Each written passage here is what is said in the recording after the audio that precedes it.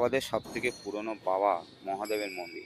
নমস্কার বন্ধুরা, আমি অমিত আর আমি চলে এলাম এই হায়দ্রাবাদের সবথেকে পুরনো বাবা মহাদেবের মন্দির। আর আমি আপনাদের দেখানোর চেষ্টা করব এখানকার মন্দিরের প্রত্যেকটা দেবদেবীর আর মন্দিরের চারিদিকে আপনাদের দর্শন করাবো এই ভিডিওর মাধ্যমে। এটি হলো মন্দিরের মেন গেট আর এই গেটের ওপরে মন্দিরটির নাম লেখা রয়েছে। মন্দিরের গেট দিয়ে যখনই আমরা ভিতরে প্রবেশ করব তখনই কিন্তু আমরা সাথে সাথে হনুমানজিকে দর্শন করতে পারবো। আর সামনেই হনুমানজির মন্দির, আর এই মন্দিরে হনুমানকেই প্রথমে আমরা দর্শন করতে পারবো। আর মন্দিরের ওপরের দিকে যদি আপনাদের দেখানোর চেষ্টা করব তাহলে প্রত্যেকটা দেবদেবীকে আপনারা দর্শন করতে পারবেন।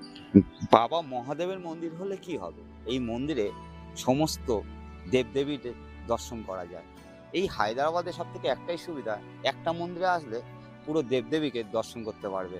বাবা মহাদেব থেকে শুরু করে গণেশজি, মা লক্ষ্মী মাতা, মা দুর্গা মাতা, আরও অনেক দেবদেবীকে দর্শন করা যায়। আর এটাই কিন্তু আমি আপনাদের ঘুরে ঘুরে দেখানোর চেষ্টা করব। এখানে কিন্তু প্রচুর ভক্তদের ভিড় দেখা যাচ্ছে এই মন্দিরে।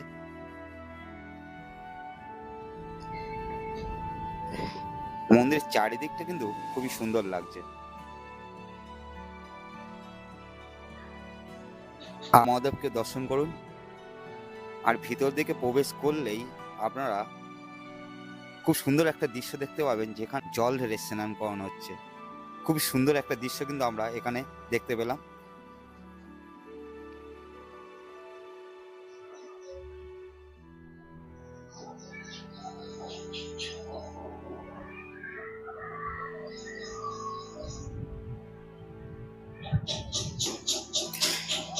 খুব সুন্দর লাগলো চারিদিকে।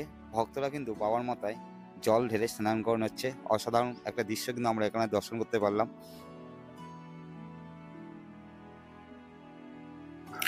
এই সেই গাছ, এই গাছটার নাম যদি আপনারা জেনে থাকেন অবশ্যই কমেন্ট করে জানাবেন। ভক্তরা তাদের মানসিক করলে গাছের গায়ে সুতো বেঁধে তাদের মনস্কামনা পূর্ণ করে। তা গাছটার নাম যদি আপনারা অবশ্যই জেনে থাকেন তো অবশ্যই কমেন্ট করে জানাবেন।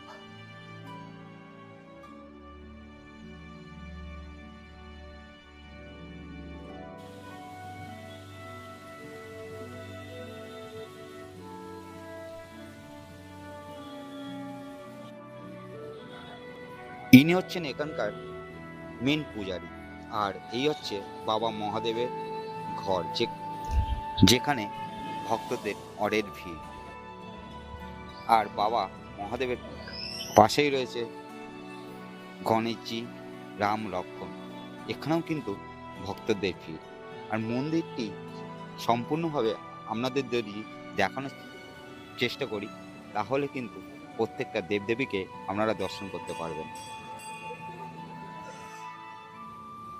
খুবই সুন্দর লাগলো এই বাবা মহাদেবের মন্দিরটি। তা আপনাদের কেমন লাগলো অবশ্যই কমেন্ট করে জানাবেন। এবার চলুন বাবা মহাদেবের শিবলিঙ্গকে আপনারা দর্শন করবেন। এই হচ্ছে বাবার শিবলিঙ্গ।